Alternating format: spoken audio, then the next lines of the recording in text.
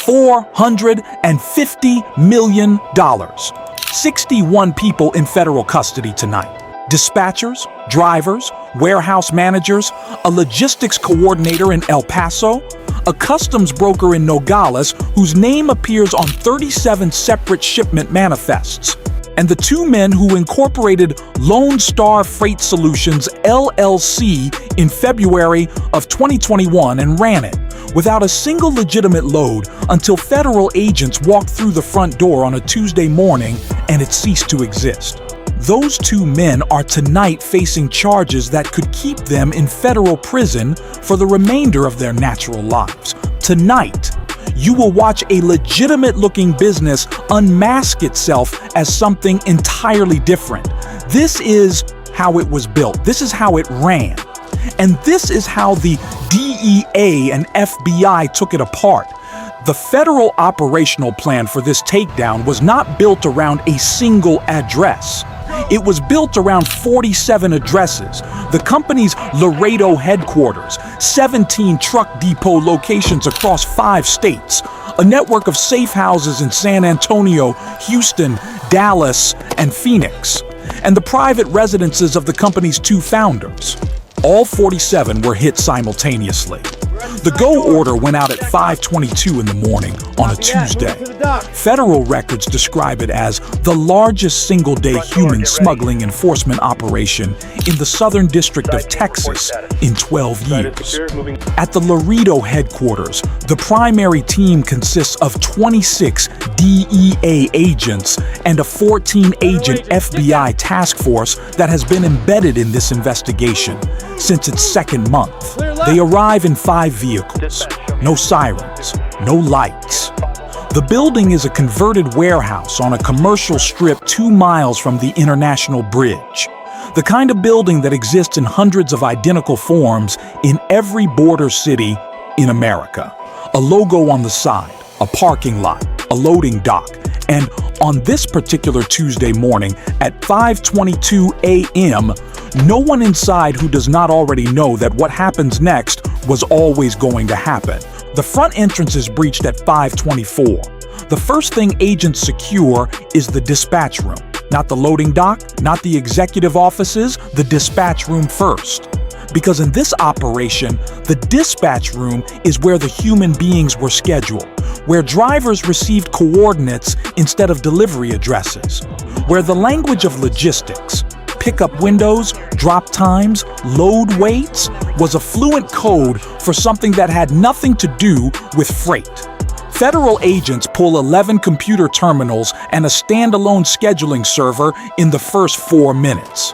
In a back office, a dispatcher named in the indictment as the company's operations coordinator is found seated at his desk. He has been in the building since 4:30 in the morning. The indictment alleges he received a warning call at 4:18 a.m., 11 minutes before agents arrived at their staging positions. Federal records show he did not leave. He did not destroy the computers. He did not make any additional calls. He sat at his desk and waited.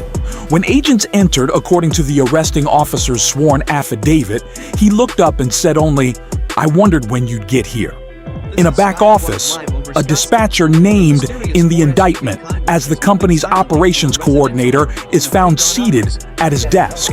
He has been in the building since 4:30 in the morning. The indictment alleges he received a warning call at 4:18 a.m., 11 minutes before agents arrived at their staging positions. Federal records show he did not leave. He did not destroy the computers. He did not make any additional calls.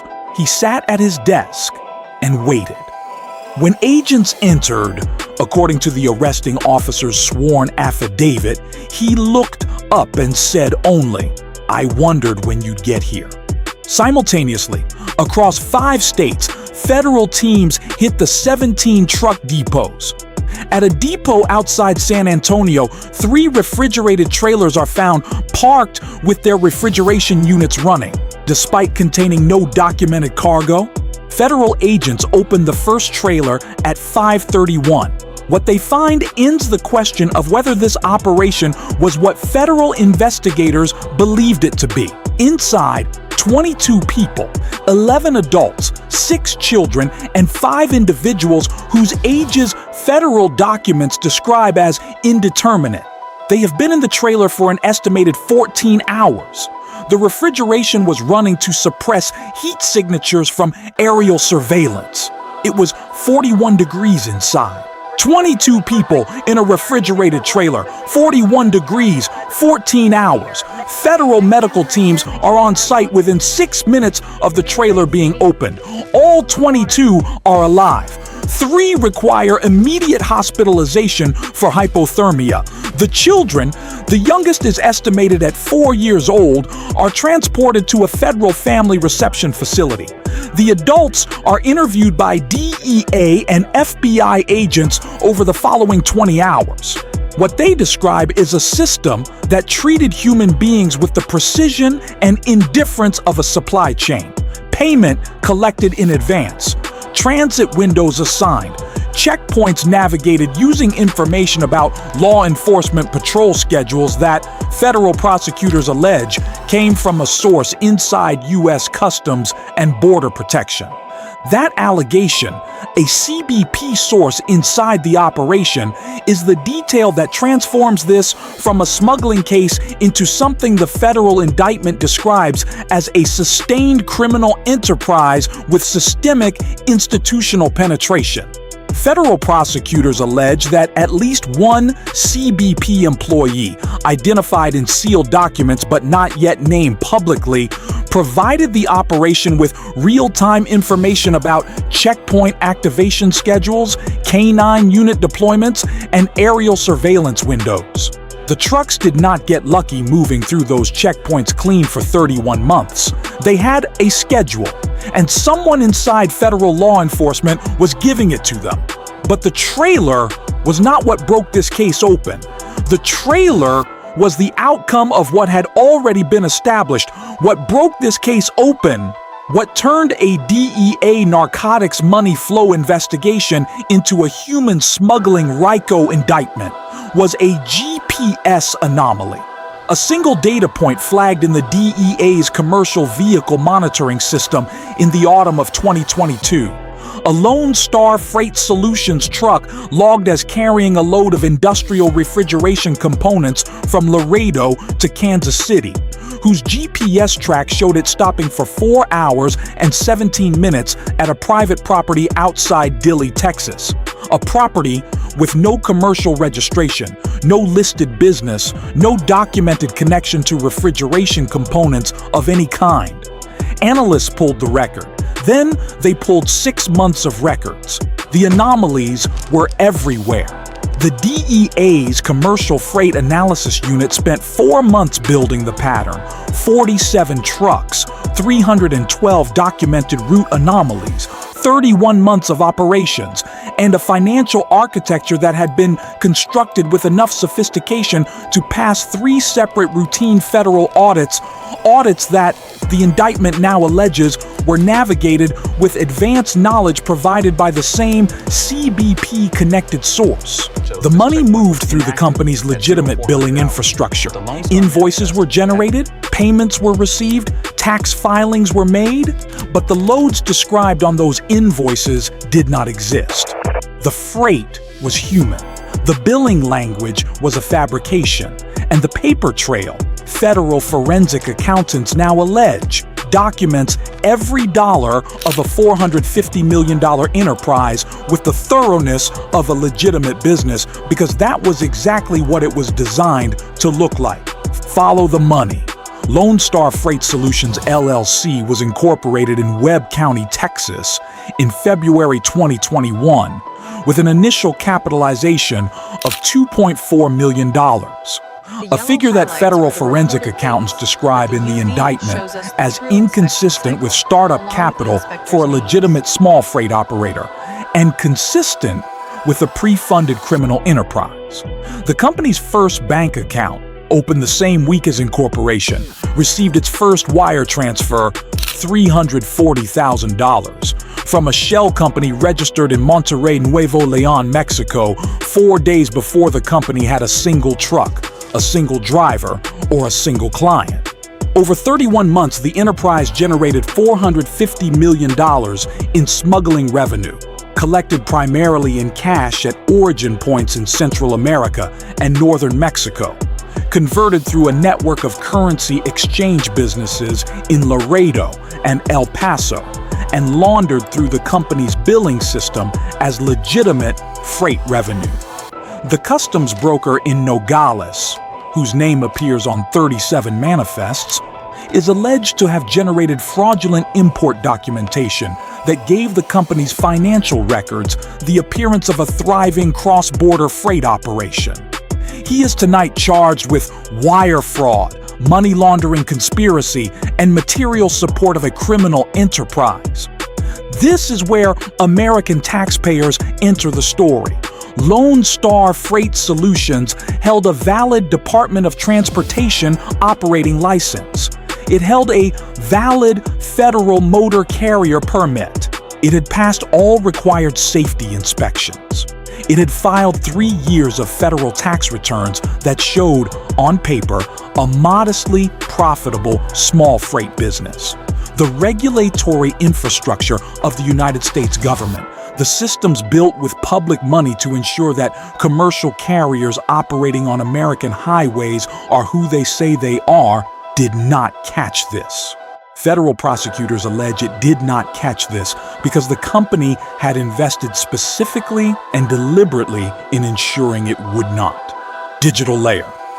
Among the materials recovered from the Laredo headquarters is a document federal investigators describe as a compliance calendar.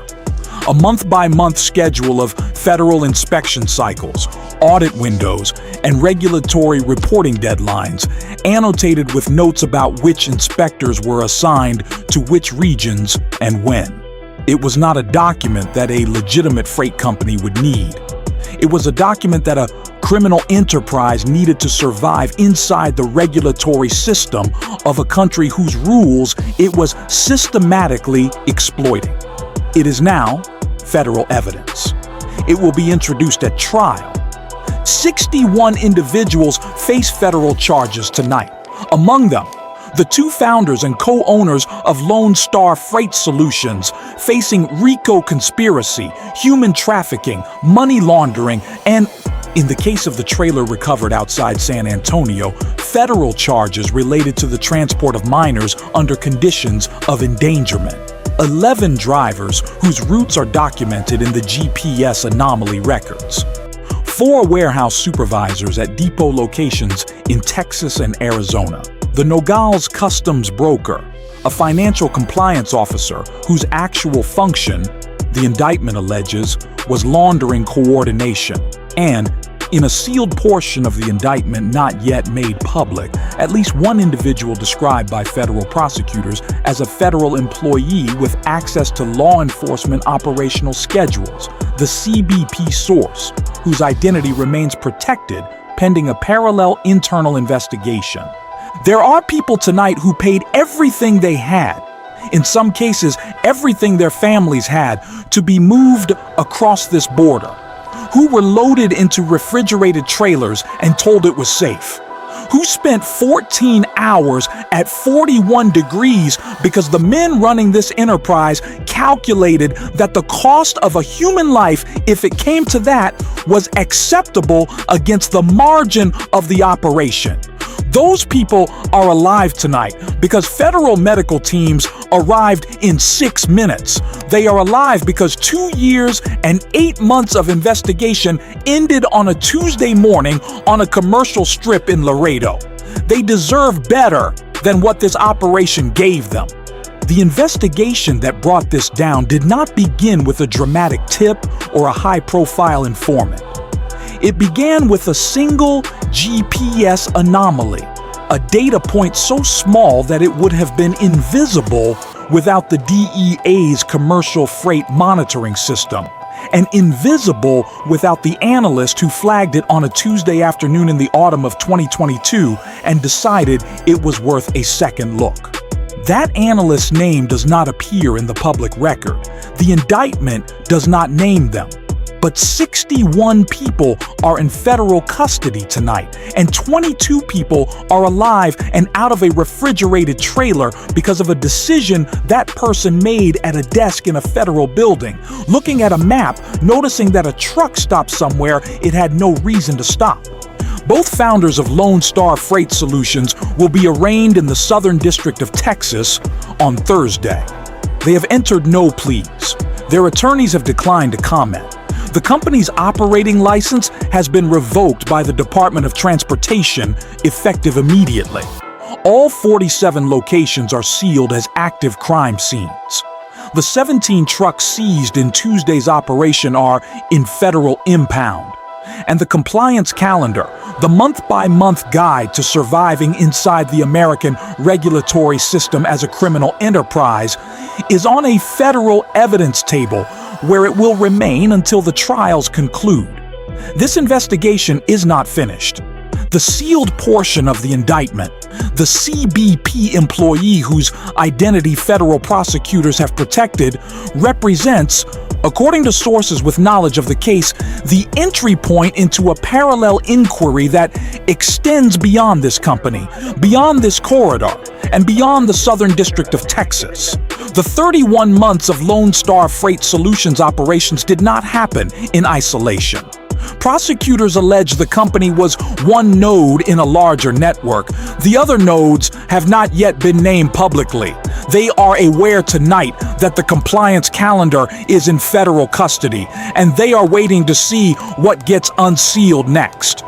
We will follow this case as it moves through federal proceedings. The families who sent people north on this route, who wired money and waited and heard nothing and eventually stopped waiting, deserve to know what happened on those highways, what the trucks looked like, what the trailers contained, what the men who built this operation were willing to do and willing to risk with other people's lives. That accounting is coming slowly, with the full weight of the federal system behind it. If this report reached you, if what you heard tonight reminded you that the systems we build to protect people can be exploited by the people who study them most carefully, leave one word below, just one: justice. For the 22 people in that trailer, for the families who are still waiting for a call that has not come, and for the children, the youngest estimated at 4 years old, who are tonight in a federal facility in Texas, waiting for someone to tell them what happens next. This has been a Crime News Federal Investigation Report. I'm your anchor, and we will be back.